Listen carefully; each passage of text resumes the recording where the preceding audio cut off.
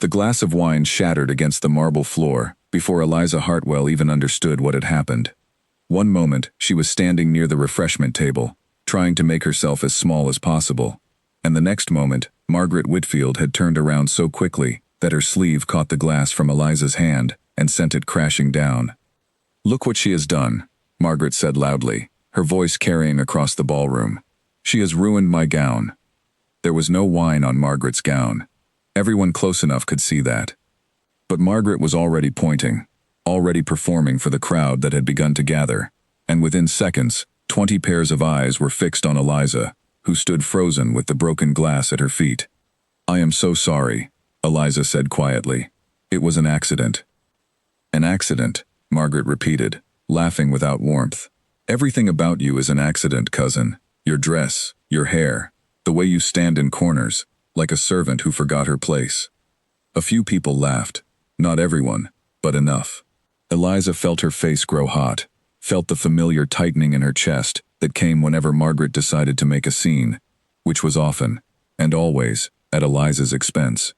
She bent down to gather the broken glass with her bare hands, wanting only to disappear, to be anywhere but under the weight of so many stares. That was when she noticed him. Across the room, near one of the tall windows, stood a man she recognized instantly, though she had never spoken to him. Duke Sebastian Ashford. Everyone in the county knew his name, even those who had never met him. He was known for his wealth, his unmarried status, and most of all for his coldness. He rarely attended balls, and when he did, he rarely spoke to anyone beyond what politeness required. He was watching her, not with amusement, as the others were. Not with pity either, which somehow would have been worse. He was watching with an expression Eliza could not read, something sharp and still, like a man committing a scene to memory. "Someone fetch a servant to clean this," Margaret announced, waving a hand, as if Eliza herself were beneath the task. "Eliza, do sit down before you embarrass us further." Eliza rose to her feet, her hands trembling slightly, a small cut on her thumb from the glass. She did not look at Margaret. She looked, instead, toward the window, but the Duke had already turned away, speaking to another guest as though nothing had happened at all. She told herself it did not matter. Men like the Duke did not concern themselves with women like her. She was the poor relation, the daughter of a father who had died leaving nothing but debts, taken in by her aunt out of duty rather than affection. She had learned long ago that the safest place in any room was the one nobody noticed. She excused herself early that night, walking home in the cool air with her shawl pulled tight around her shoulders, replaying the humiliation over and over, the way she always did.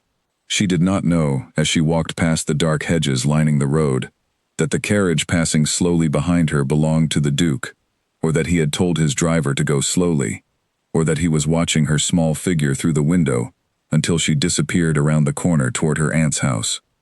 The next morning, Eliza woke before dawn, as she always did. There was work to be done in her aunt's house, long before anyone else stirred. She lit the fires, prepared the breakfast trays, and mended a torn hem on one of Margaret's gowns, her fingers moving with practiced ease, even as her mind remained tired from the night before.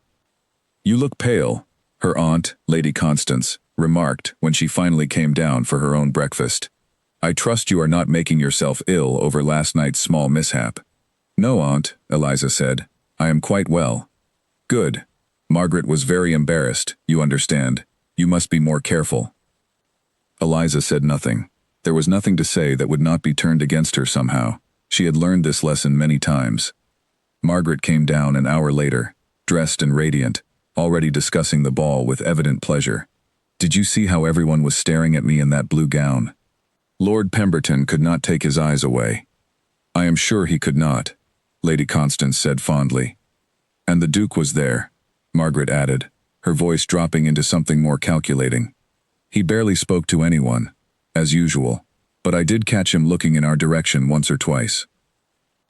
Eliza kept her eyes on the teapot in her hands, saying nothing, though her heart gave an odd, unfamiliar flutter. She told herself it was foolish to think his glance last night had meant anything at all. 3 days passed in the same quiet rhythm. Eliza rose early, worked through the household duties her aunt required of her, and stayed out of Margaret's way as much as possible.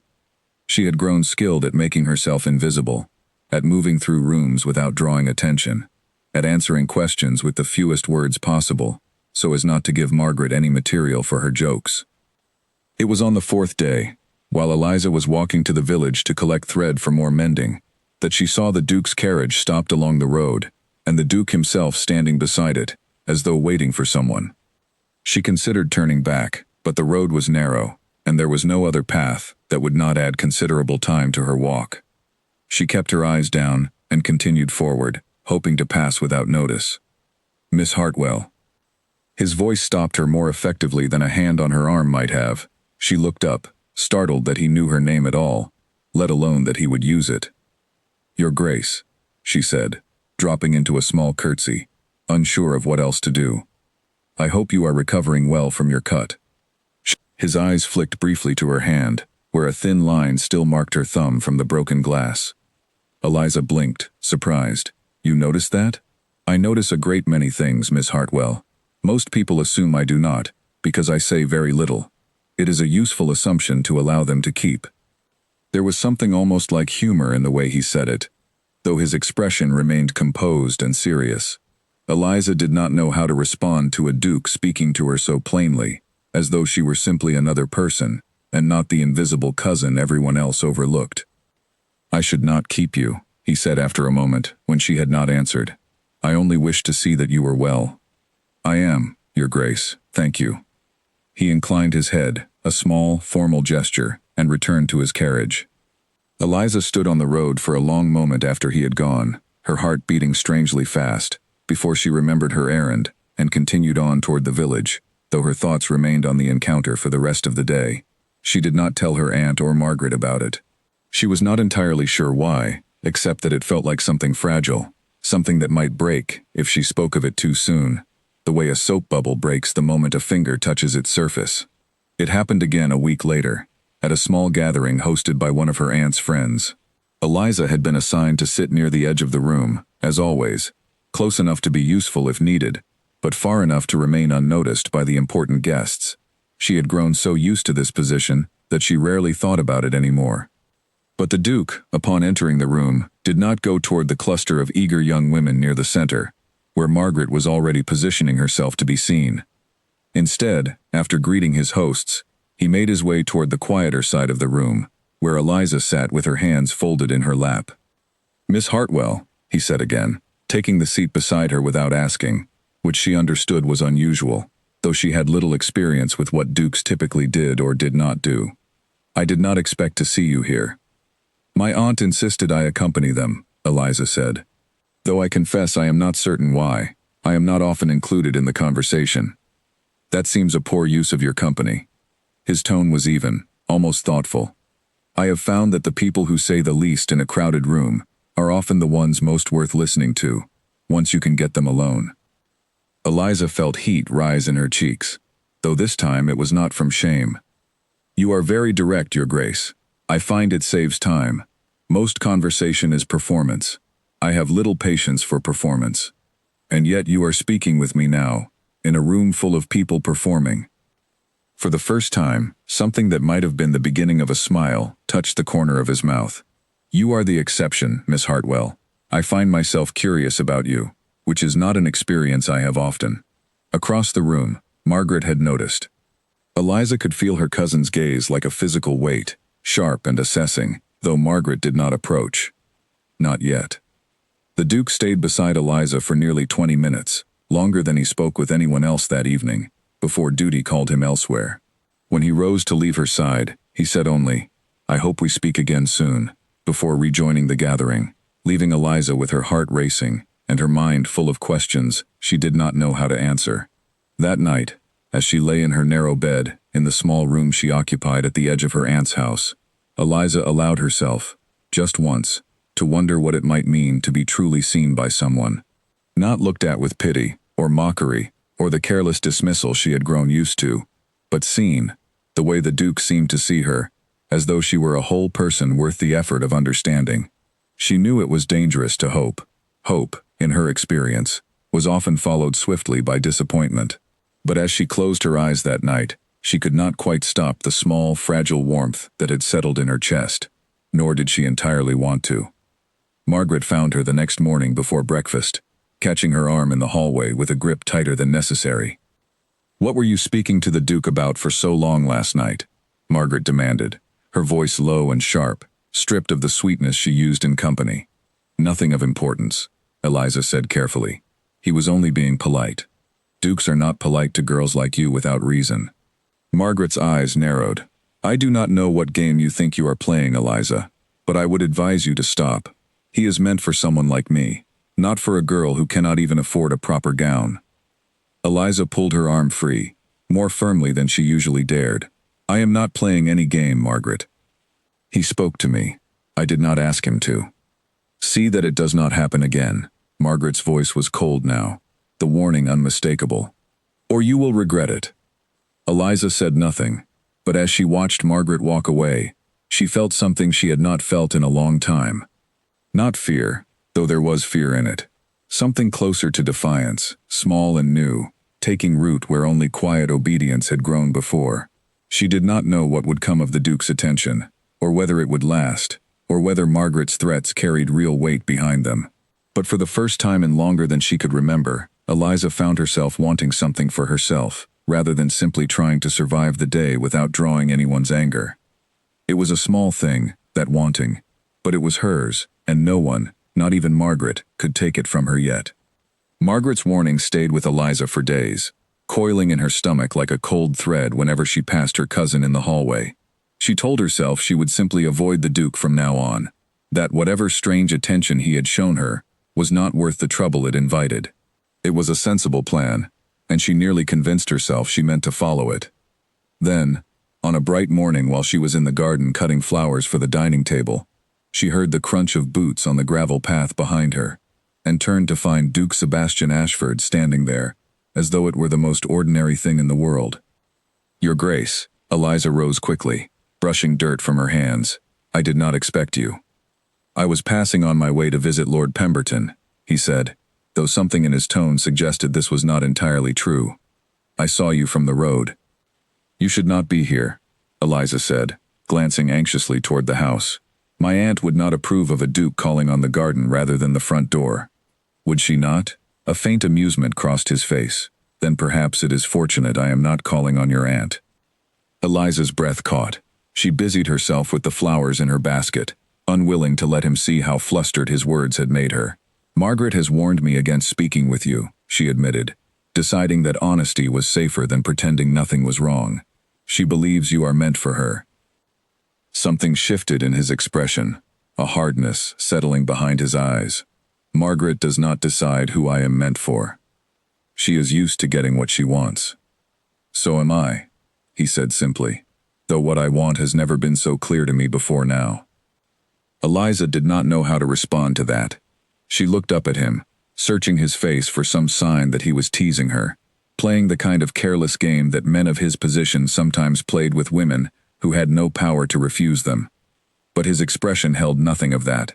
He looked, if anything, uncertain, as though he were as surprised by his own words as she was.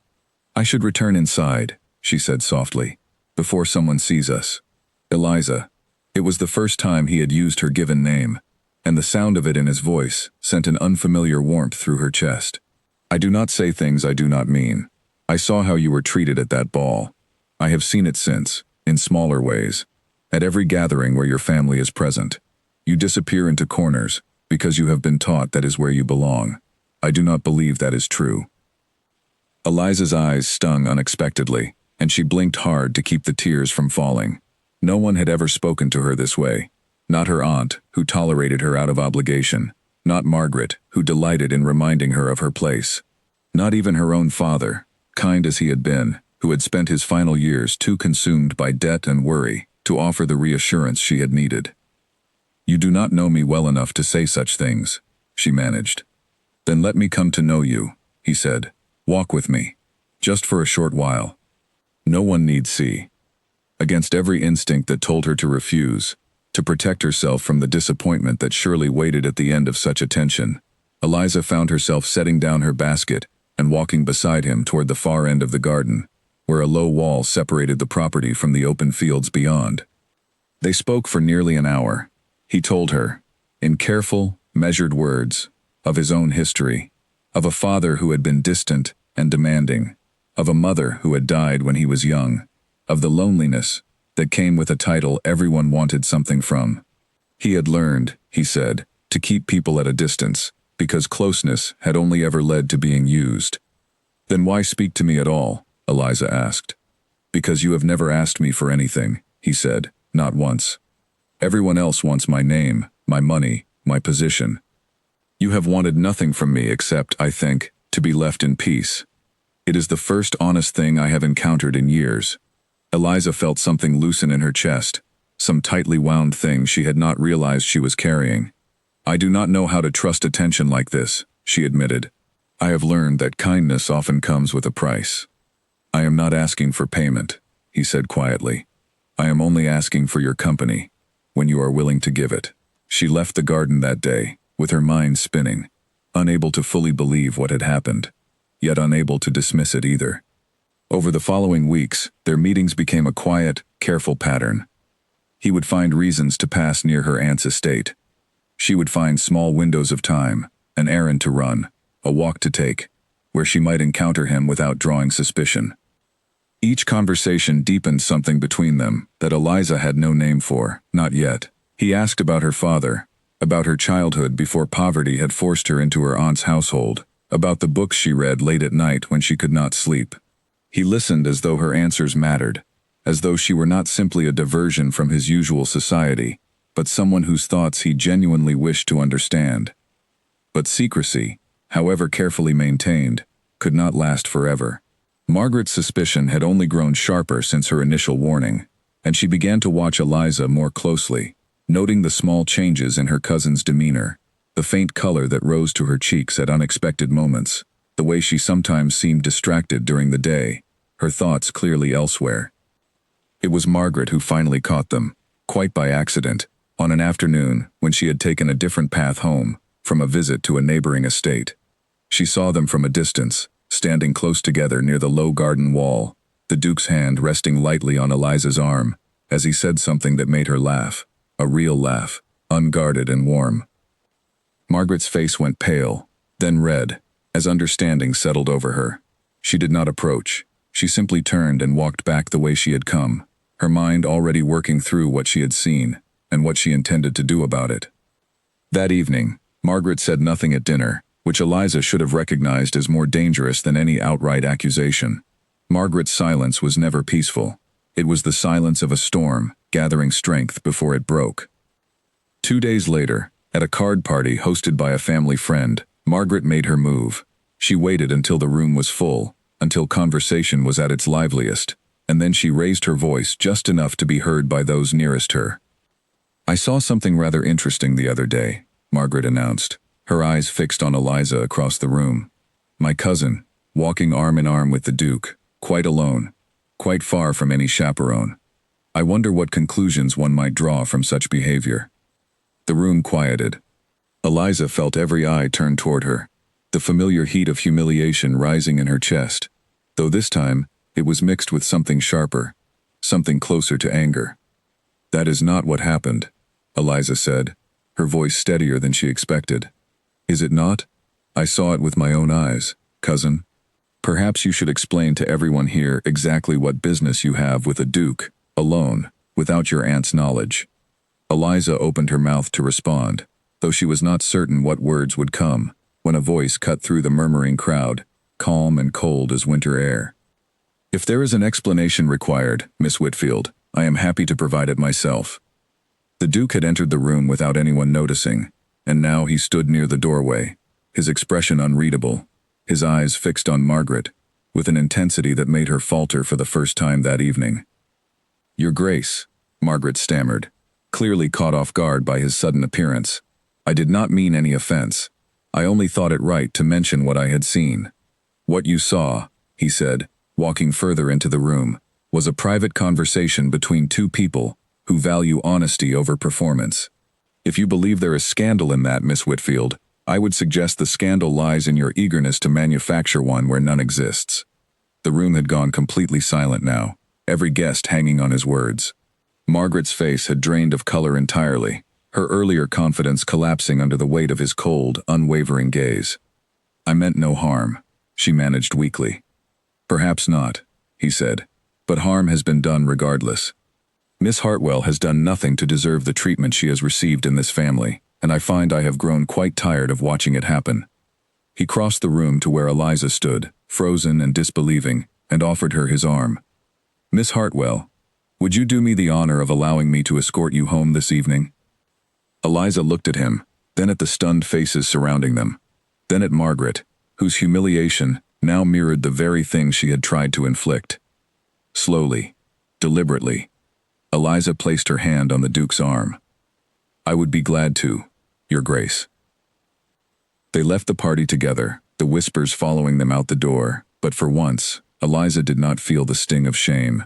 She felt, instead, something new and unfamiliar settling into place inside her, something that felt remarkably like standing up straight for the first time in years. Behind them, in the ballroom, Margaret stood alone amid a silence far louder than any laughter had ever been, understanding, perhaps for the first time, that the game she had always controlled had finally slipped entirely out of her hands. The carriage ride was quiet at first, the only sound the steady rhythm of hooves against the road and the creak of wheels turning beneath them. Eliza sat with her hands folded tightly in her lap, still trying to understand what had happened, still half convinced she would wake and find the entire evening had been some vivid dream. "You did not need to defend me so publicly," she said finally, breaking the silence. "It will only give Margaret more to talk about." "Let her talk," Sebastian said. "I have spent my whole life being careful of what people say about me, weighing every word, every gesture, for how it might be twisted into gossip. I find, watching what she did to you tonight, that I no longer care to live that way." "But I do," Eliza said quietly. "I have to live in that house. With her. With my aunt. Whatever consequences come from tonight will fall on me long after you have returned to your own life." His expression softened, something almost pained crossing his features. "You are right to worry. I did not think of that as clearly as I should have. I only knew I could not stand by and watch her humiliate you again." "I have endured worse," Eliza said, though her voice wavered slightly. "I will endure this too." "You should not have to endure it at all." He turned to face her fully now, his eyes serious in the dim light of the carriage. "Eliza, I do not offer this lightly, but I want you to know that whatever happens, because of tonight, you will not face it alone. I intend to see this through."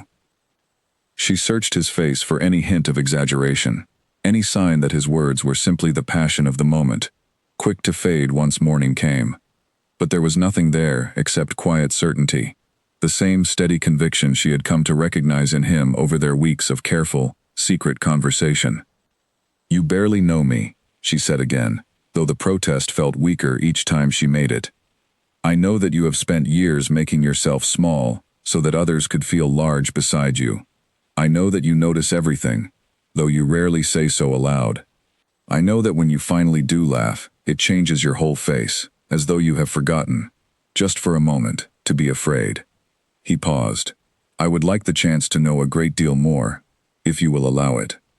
Eliza felt tears gather at the corners of her eyes, unexpected and difficult to hold back.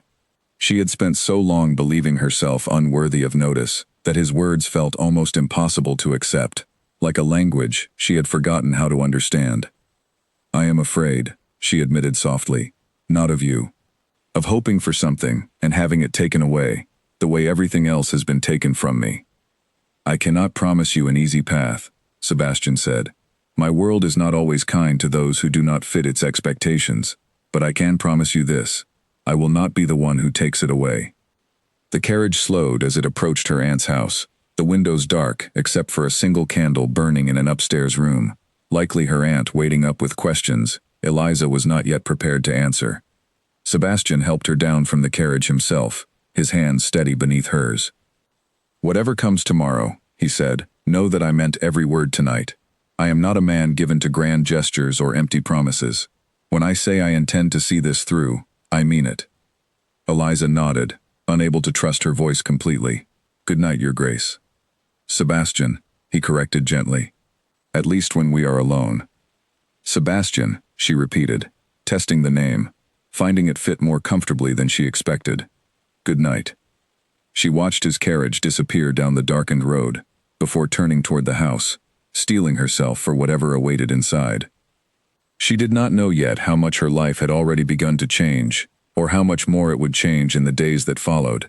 But for the first time in longer than she could remember, she walked through her aunt's front door without dreading what waited on the other side. The house was silent when Eliza stepped inside, but the silence did not last.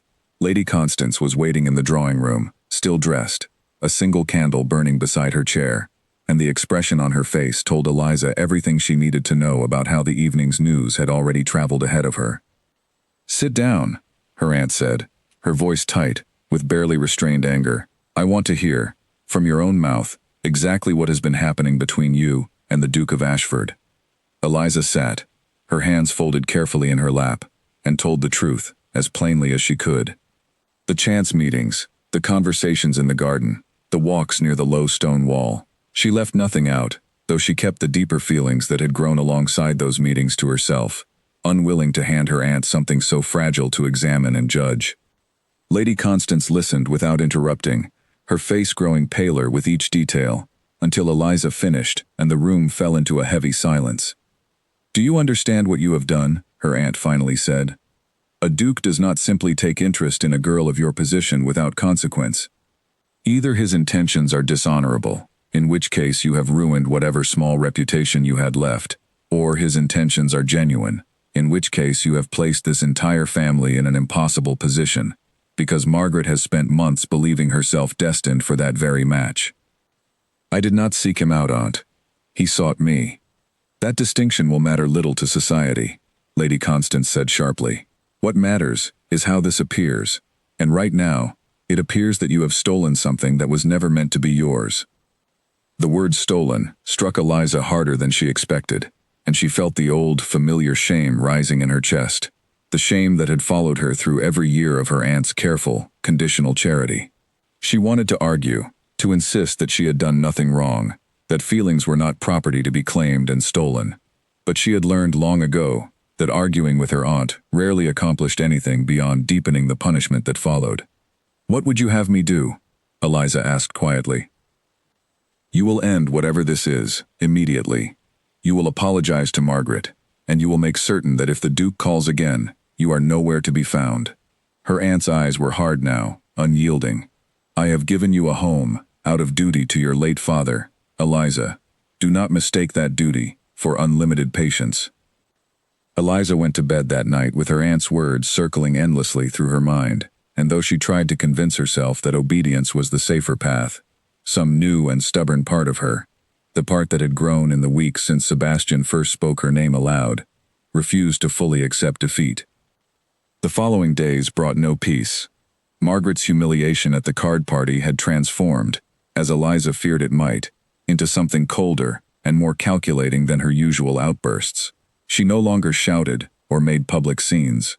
Instead, she moved through the house with a quiet, watchful malice, waiting for an opportunity to strike in a way that could not be so easily undone.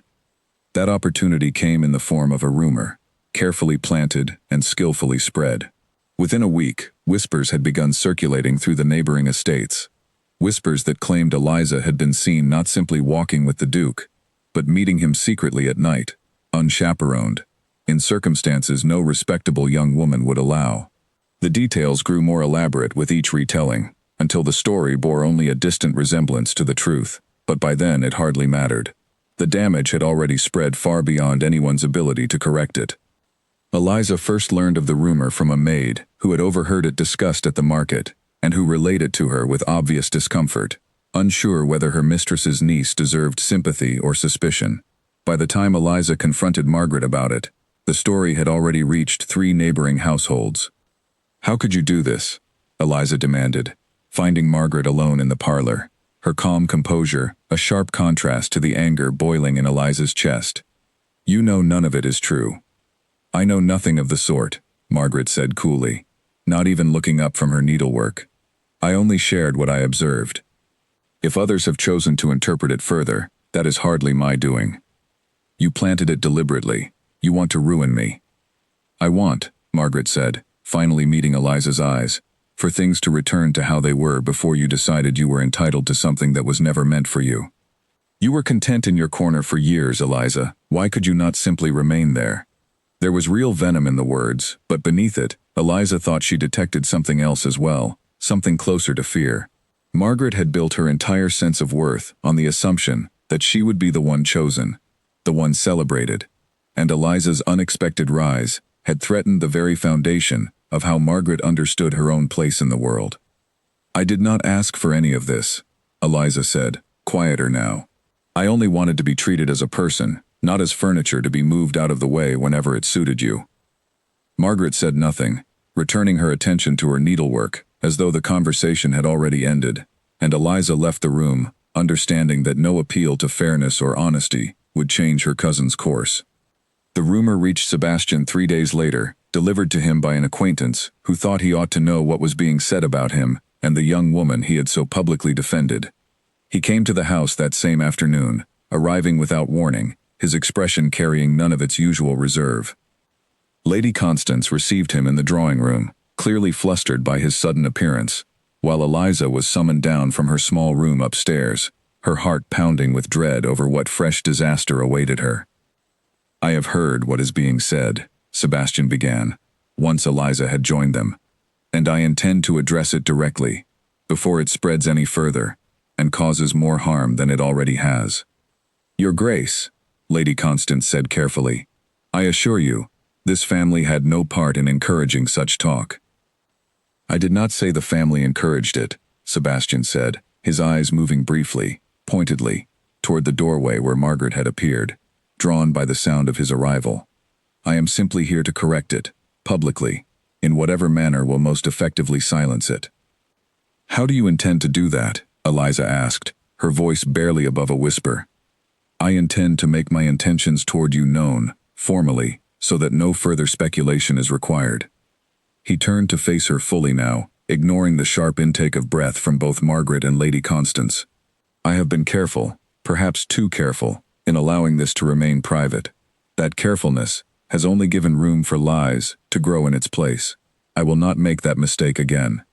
Sebastian, Eliza said softly, using his given name without thinking, too overwhelmed to remember the formality her aunt's presence usually demanded. You do not need to do this because of gossip.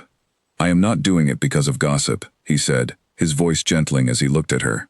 I am doing it because it is true, and because I am tired of pretending otherwise for the sake of other people's comfort.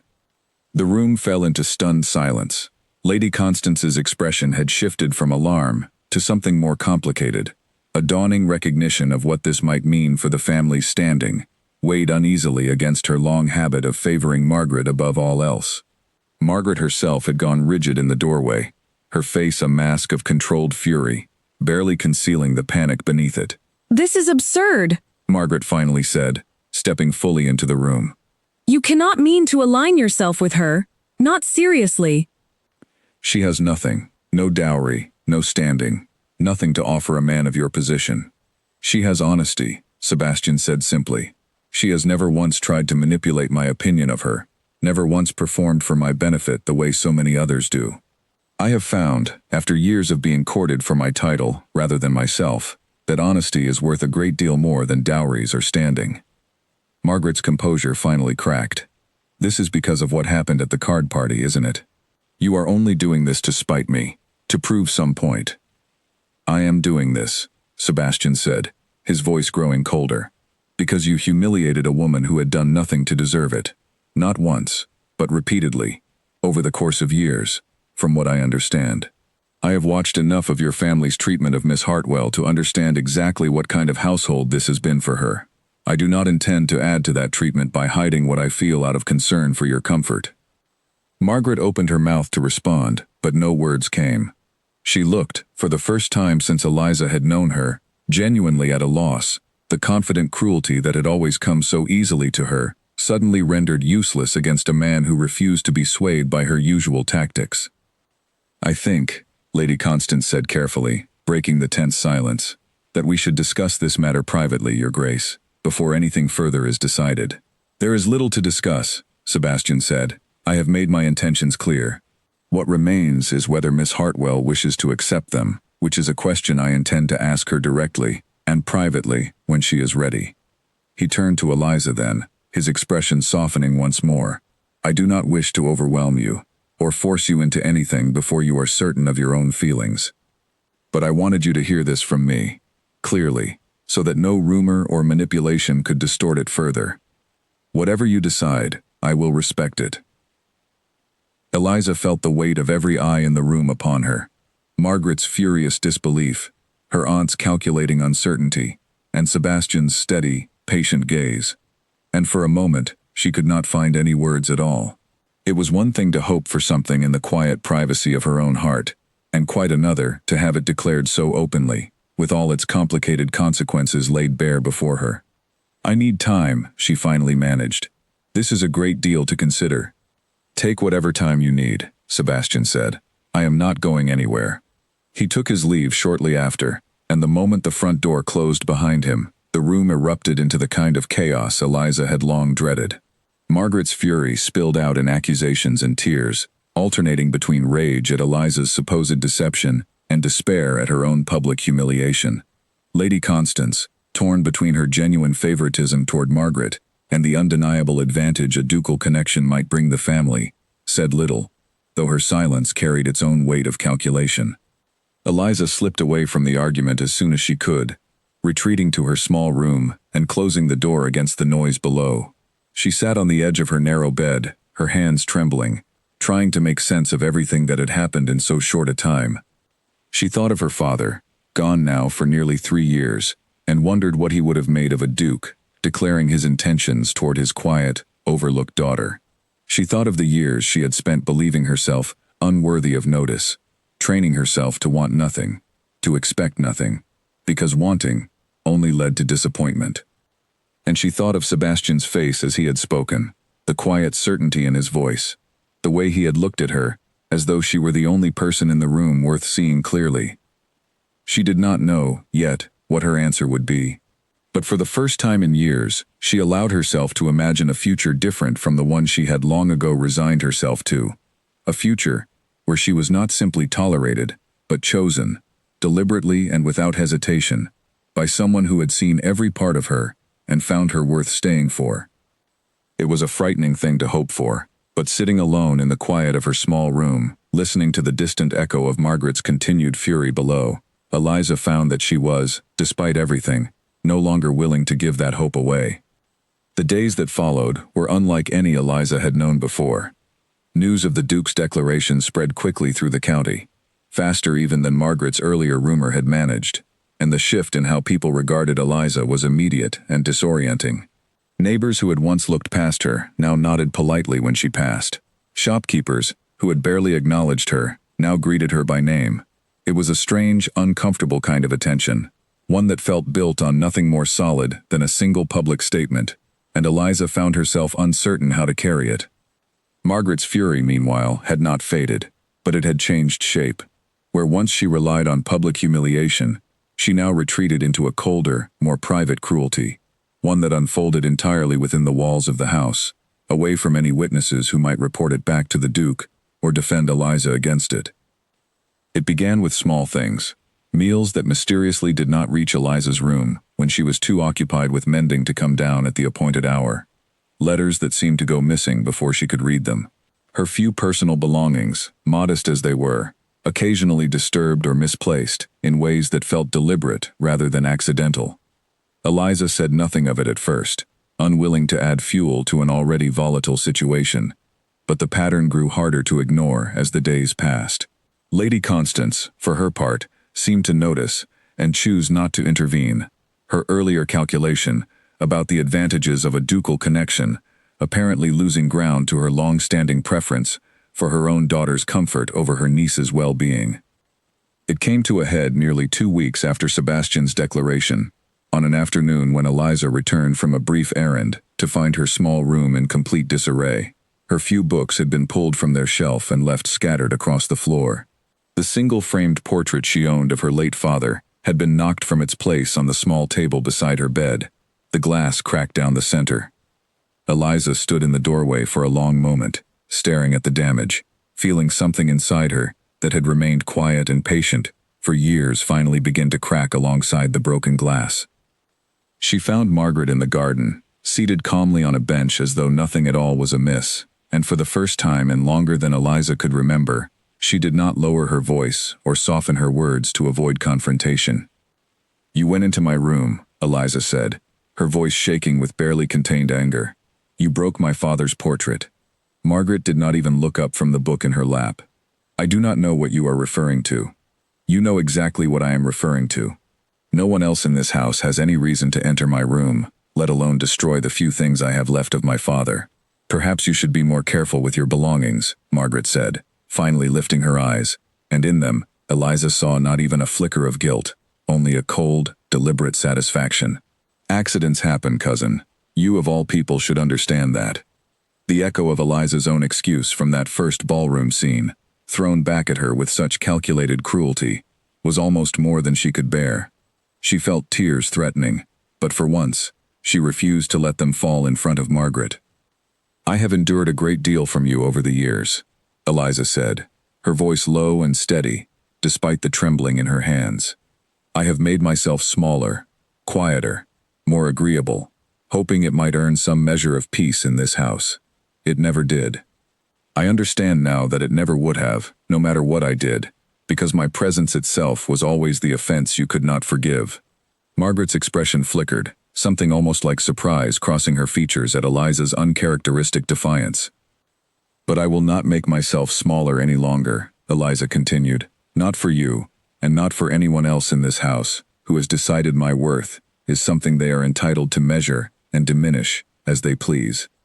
She turned and walked back toward the house without waiting for a response, her heart pounding, uncertain whether she had just made everything worse, or finally, after years of silence, said something that needed saying. That evening, Lady Constance summoned her to the drawing room, and Eliza went with the distinct sense that whatever conversation awaited her would not be a pleasant one. "Margaret tells me you accused her of entering your room without cause," her aunt said, her expression carefully neutral, in a way that told Eliza the outcome had already been decided before she arrived. "She destroyed my father's portrait," Eliza said. "I have no reason to lie about such a thing. And I have no proof that Margaret was responsible, beyond your word against hers." Lady Constance sighed, folding her hands in her lap. "Eliza, I understand this has been a difficult time for you, but I must ask you to consider the position you are placing this family in. The Duke's attention has already caused enough disruption. I cannot have you making wild accusations against your own cousin, on top of everything else. You believe I invented this." "I believe," her aunt said carefully, "that emotions run high in difficult circumstances, and that perhaps you are seeing offense where none was intended." Eliza stared at her aunt, understanding, with a clarity that felt almost peaceful in its finality, that no appeal to fairness would ever change how this household regarded her.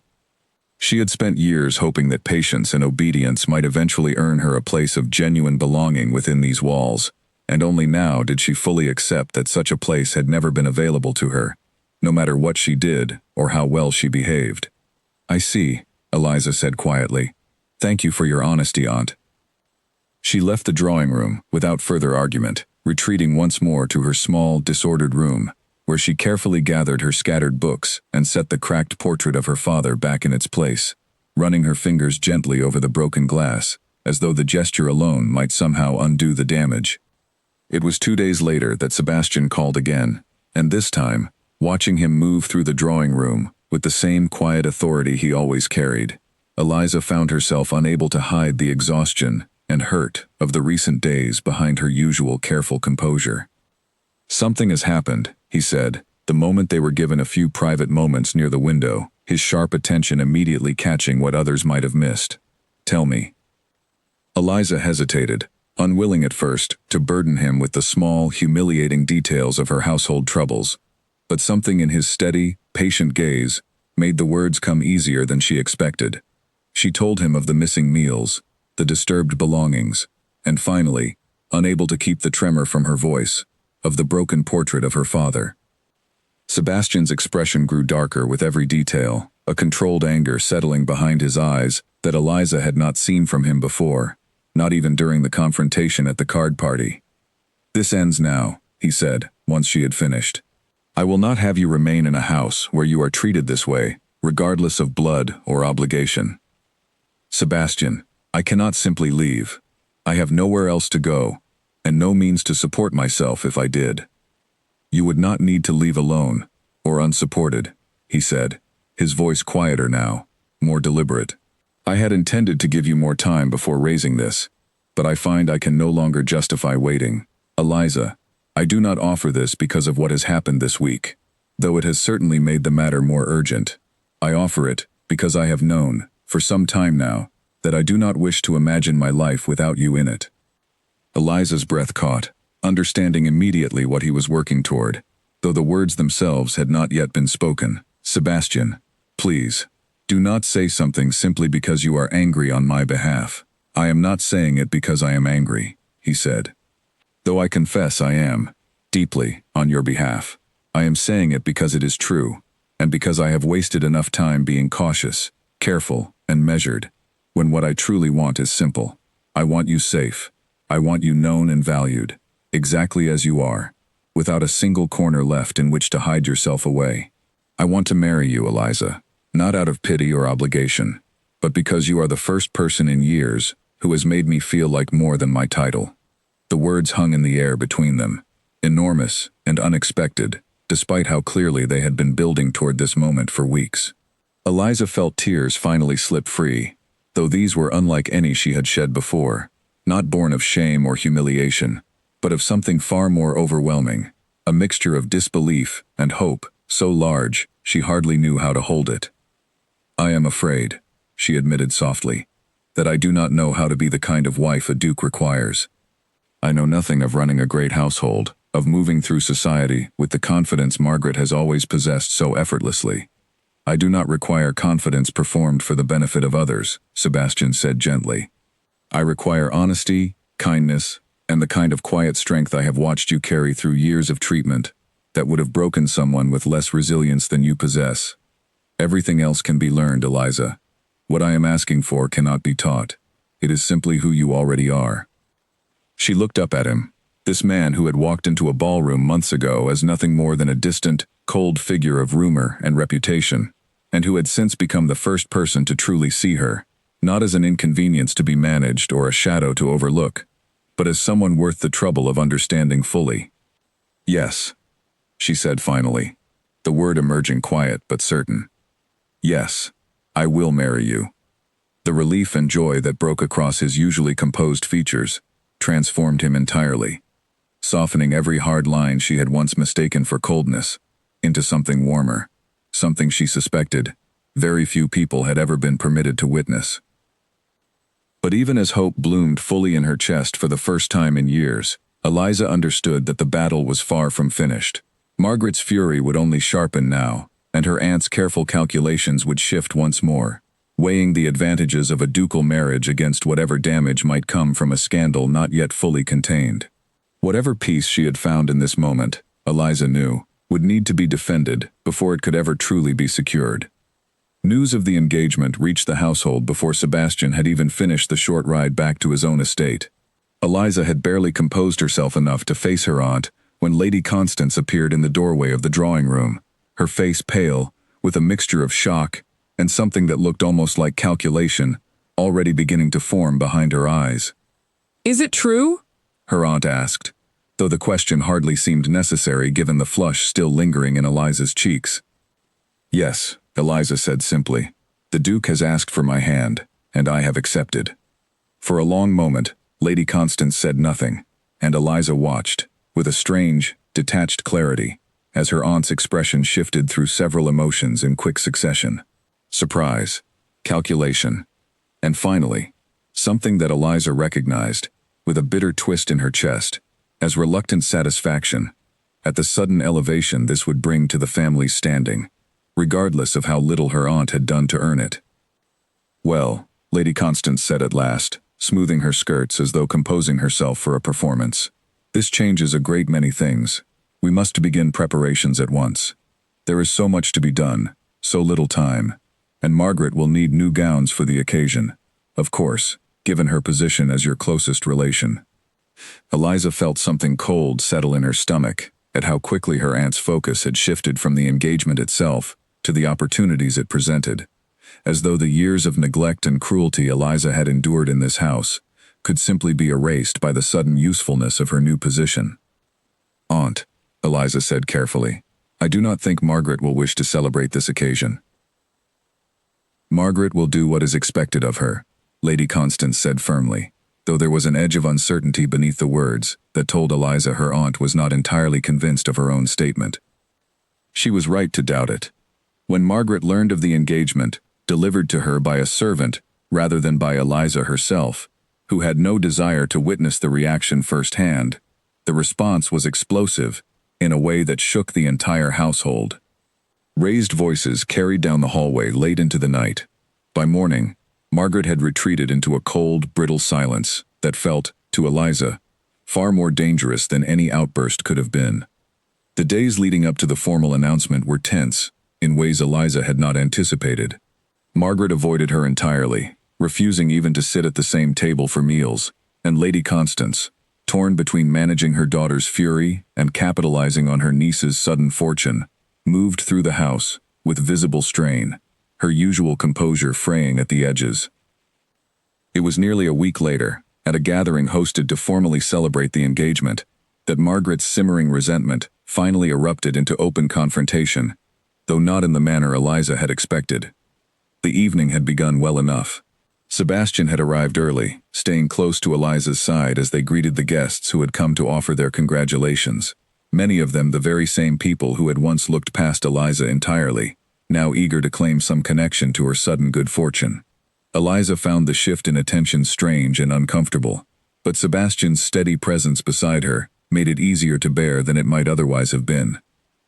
Margaret had remained largely absent for most of the evening, appearing only briefly before retreating to the edges of the room, her expression carefully controlled in a way that Eliza, having spent years studying her cousin's moods, recognized as the calm before a storm. It came during the toast, when Lord Pemberton, an old family friend, raised his glass to offer his congratulations to the happy couple. Margaret chose that exact moment to step forward, her voice carrying clearly across the suddenly quiet room. "Before we celebrate further," Margaret said, her tone deceptively pleasant, "I think it only fair that everyone here understands the full truth of how this engagement came to be." Eliza felt her stomach drop, dread settling heavy in her chest as she watched her cousin's calculated smile widen. "My cousin," Margaret continued, "has always been rather skilled at making herself appear pitiable, at drawing sympathy from those who do not know her as well as I do. I wonder how many of you realize that her engagement to the Duke was born not from genuine affection, but from a rather convenient scene at a card party, engineered entirely for the sympathy it would generate."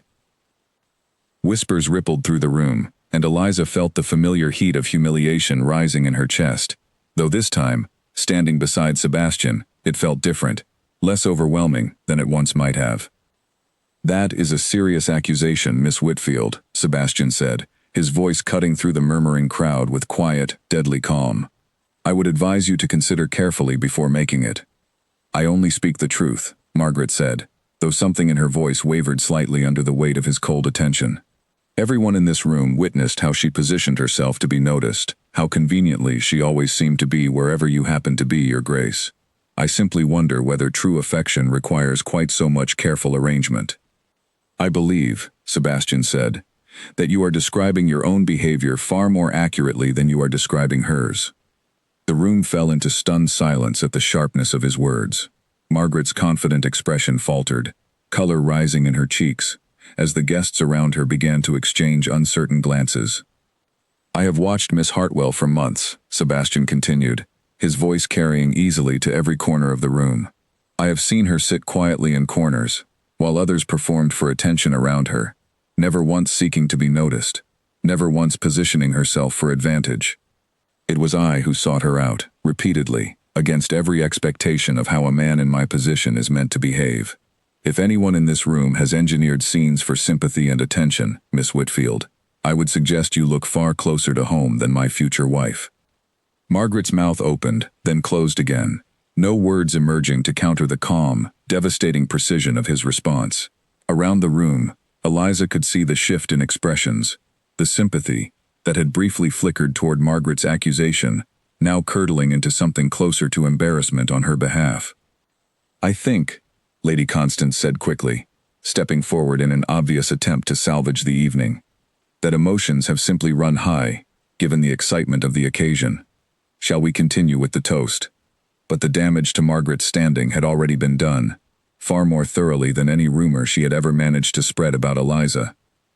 The whispers that followed her for the remainder of the evening carried none of their earlier sympathy, only a quiet, uncomfortable judgment that Eliza recognized, with a strange pang of something almost like pity, as the very feeling she herself had endured for years within these same walls. Later that night, once the guests had departed and the house had settled into an uneasy quiet, Eliza found Margaret alone in the garden, standing near the same low wall where Sebastian had first spoken so openly to her weeks before. Margaret asked without turning around, her voice stripped of its usual sharpness, sounding instead simply tired. "No," Eliza said, coming to stand a careful distance away. "I came because, despite everything, I do not wish to leave things between us as they are." Margaret laughed, a hollow, humorless sound. "How generous of you, now that you have everything you could possibly want." "I do not have everything," Eliza said quietly. "I have someone who sees me clearly, which is more than I ever expected to find in this life. But I still have years of memories in this house that I cannot simply erase, memories of being made to feel small, unwanted, and unworthy of notice. Those do not disappear simply because my circumstances have changed." Margaret's voice cracked slightly, the first genuine vulnerability Eliza had heard from her in longer than she could remember. "I do not know," Eliza admitted. "I do not expect an apology, though I would not refuse one if it were sincere. I suppose I simply wanted you to understand that none of this happened because I sought to take something from you.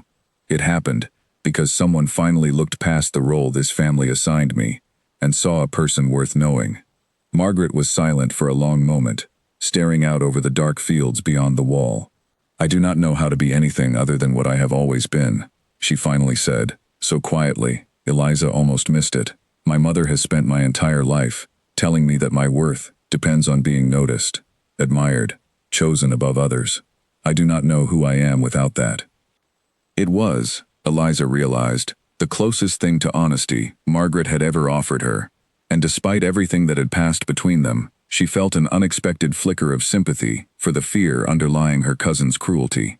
"Perhaps," Eliza said gently, "that is something worth discovering, now that the games have stopped working the way they once did." She left Margaret alone in the garden after that, uncertain whether anything between them would truly change, but feeling, for the first time in years, that she had spoken honestly, rather than simply absorbing whatever treatment came her way in silence. The following morning brought a summons from Lady Constance, delivered with unusual formality, requesting Eliza's presence in the drawing room. Eliza arrived to find her aunt seated stiffly, a letter held in her hands, her expression unreadable. "The Duke has sent word," Lady Constance said, "requesting that the wedding take place within the month, given the circumstances that have already caused enough disruption to warrant further delay." "So soon," Eliza said, surprised despite everything that had already happened. "He wishes to settle the matter quickly and completely, I imagine, before further gossip has opportunity to take root." Her aunt set the letter down carefully. "I confess, Eliza, I have not always treated you as I perhaps should have.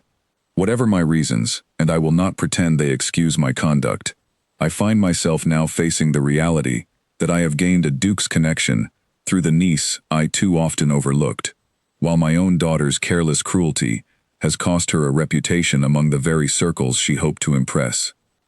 It was not quite an apology, but it was closer to acknowledgement than Eliza had ever received from her aunt, and she found she had no desire to press for more than that. "I only ask," Eliza said carefully, "that going forward, I am treated with the same basic respect afforded to any other member of this family. I do not require gratitude or celebration for what has happened. I only ask that the years of dismissal come to an end." "That seems," Lady Constance said, after a long pause, "a fair enough request." It was not a complete resolution, not the warm reconciliation Eliza might once have hoped for in her most private, hidden dreams, but it was, she understood, as close to acceptance as this household was likely to offer. and for the first time, she found that she no longer needed it desperately, no longer required her aunt's approval to feel secure in her own worth. That security, she realized, had already been given to her elsewhere, by someone who had never once asked her to shrink herself smaller in order to be loved. The weeks leading up to the wedding passed in a blur of preparation, unlike anything Eliza had ever experienced. Dressmakers arrived to fit her for gowns finer than anything she had owned in her entire life. Invitations were sent to families who had barely acknowledged her existence a month earlier, now eager to secure a place at the ceremony that would unite one of the county's most eligible dukes with the once overlooked niece of a modest household. Eliza found the sudden attention disorienting, though Sebastian remained a steady presence throughout, visiting often, always careful to ensure she was not overwhelmed by the demands being placed upon her. He took her, one afternoon, to see the estate that would soon become her home. A sprawling house, far grander than anything she had imagined, its halls lined with portraits of generations of Ashfords who had come before him. "It will feel like a great deal at first," he said, watching her expression as she took in the scale of it all. "I do not expect you to feel entirely at ease here immediately. I only ask that you allow yourself the time to grow into it, at whatever pace feels right to you." "It is beautiful," Eliza said honestly, though a flicker of uncertainty remained beneath her words. "I only worry that I will not know how to fill such a place properly. I have spent years learning how to take up as little space as possible. I am not entirely certain I know how to do the opposite." Sebastian took her hand gently. "You will not be expected to become someone else entirely, Eliza. I did not fall in love with a performance. I fell in love with your honesty, your quiet strength, the way you notice things others overlook. Bring all of that here with you. That is all I ask." The words settled something anxious in her chest, and as the days passed, she found herself slowly beginning to imagine a life within these walls that felt less like an impossible transformation and more like a gradual, natural unfolding of who she already was. Margaret's presence during these preparations remained distant but no longer hostile. The confrontation at the engagement celebration seemed to have shifted something in her cousin, though the change was slow and uneven, marked by moments of old resentment giving way, gradually, to something closer to reluctant civility. She offered no grand apology, no dramatic reconciliation, but she also made no further attempts to undermine Eliza's happiness, and for now, that quiet truce was enough. The morning of the wedding arrived clear and bright, the kind of gentle autumn day that seemed almost deliberately chosen to match the occasion. Eliza stood before the mirror, in her small room, the same room where Margaret had once destroyed her father's portrait, now carefully repaired with new glass, and studied her reflection with a sense of quiet disbelief. The gown she wore was finer than anything she had ever owned, pale ivory silk that caught the morning light in soft, shifting patterns as she moved. Her hair had been carefully arranged by a maid sent from the Ashford estate, specifically for the occasion, and for a moment, looking at herself, Eliza hardly recognized the woman staring back. But beneath the fine gown and careful styling, she knew, she remained exactly who she had always been. The girl who noticed small kindnesses others overlooked. The girl who had learned to survive years of quiet cruelty, without losing the core of herself entirely. The girl who had, against every expectation placed upon her, found someone who saw all of that, and chose to stay. Lady Constance appeared in the doorway as Eliza finished dressing, her expression softer than Eliza had seen it in years. "You look lovely," her aunt said, and though the words were simple, there was something genuine in them that Eliza had rarely heard directed toward her before. "Thank you, Aunt. I know I have not always been the guardian your father would have wished for you," Lady Constance continued, surprising Eliza with the unexpected honesty. "I let my own preferences and difficulties color how I treated you, and I regret that more than I have said aloud. I hope, in time, you might allow me the chance to do better." Eliza felt tears threaten, though she blinked them back carefully, unwilling to disturb the careful work of the maid who had arranged her appearance. "I would like that," she said softly, and found, to her own surprise, that she meant it. The ceremony itself passed in a haze of nervous anticipation and quiet joy. Eliza walked into the church on the arm of an elderly family friend, her father having passed years before, with no other male relation willing to step into the role, and found Sebastian waiting for her at the altar. His usual composed expression softened into something warmer than she had ever seen him display in public before. The guests who filled the pews included many who had once looked past Eliza entirely, treating her as little more than furniture in her aunt's household, now watching with rapt attention as she became, before their eyes, the Duchess of Ashford. Eliza found she felt no bitterness toward them for their earlier indifference, only a quiet, steady satisfaction in knowing that she had not needed their approval to arrive at this moment. It had come, instead, from someone who had looked past every social expectation entirely and simply chosen her. Margaret sat near the front of the church, her expression unreadable throughout most of the ceremony, though Eliza caught, at one point, what might have been the beginning of genuine emotion crossing her cousin's face, quickly suppressed but not entirely hidden.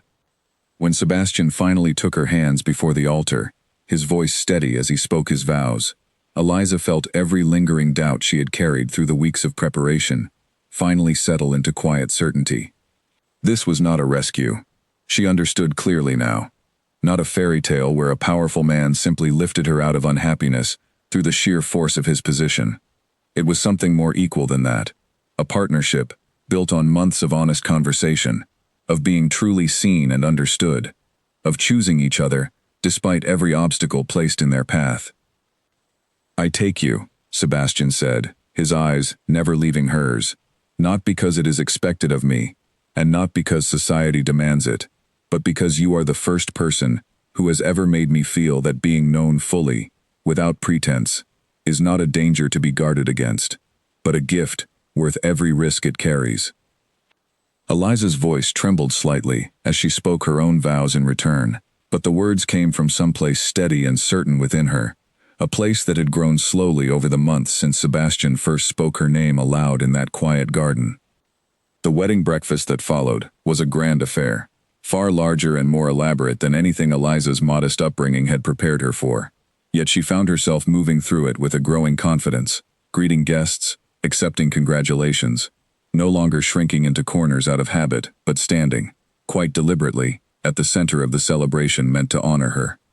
It was during a quiet moment, stepping away from the crowded reception hall for a brief breath of fresh air, that Margaret found her in the garden, the same garden where Sebastian had first sought her out months before. "I did not think I would come to say this," Margaret began, her voice hesitant, in a way Eliza had rarely heard from her. "But I find I owe you an apology, a real one, not simply words offered to satisfy propriety."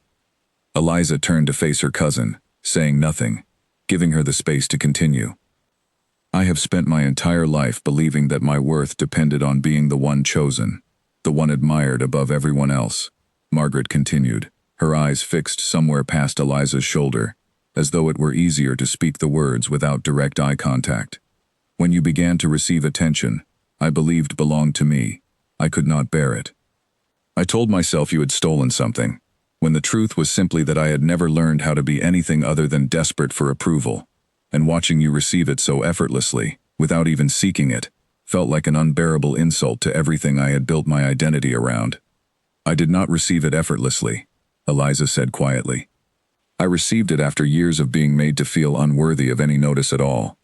That does not excuse how you treated me, but I want you to understand that whatever ease you perceive now came at a cost you never witnessed." "I know that now," Margaret said, finally meeting her eyes. "I have had a great deal of time these past weeks to consider what kind of person I have become, and I do not much like what I have found. I am sorry, Eliza, truly, for all of it, the ballroom, the rumors, your father's portrait." Her voice caught slightly on the last words. "I do not expect forgiveness. I only wanted you to know that I understand, finally, how much harm I caused." Eliza studied her cousin's face, searching for any trace of the old performance, the calculated charm Margaret had always been so skilled at deploying, but found instead something that looked genuinely raw and uncertain. "I forgive you," Eliza said finally, surprising herself with how easily the words came. "Not because what you did was acceptable, but because I do not wish to carry that anger into this new life I am beginning today. I hope you find your own way toward becoming someone you are proud of, Margaret. I believe you are capable of it, if you choose to try." Margaret's eyes filled with tears. She quickly blinked away, unused, perhaps, to receiving grace she had done so little to earn. "Thank you," she said softly. "I hope, in time, we might find some way to be family to each other, in truth, rather than simply by obligation." "I would like that," Eliza said, and meant it, understanding that whatever relationship might grow between them now would need to be built slowly, carefully, on a foundation far more honest than anything that had existed before.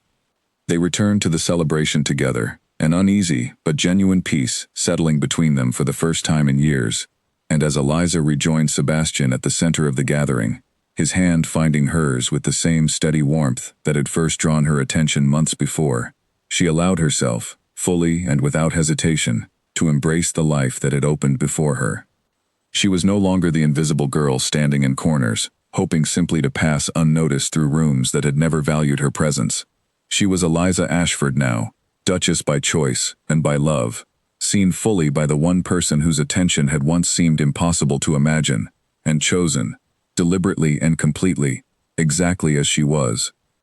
The evening ended with dancing, the great hall of the Ashford estate filled with warm candlelight and music, and as Sebastian led her through their first dance as husband and wife, Eliza felt, for the first time in her entire life, that she belonged exactly where she stood, not through anyone's charity or convenient rescue, but through the simple, powerful fact of being known, understood, and loved for precisely who she was.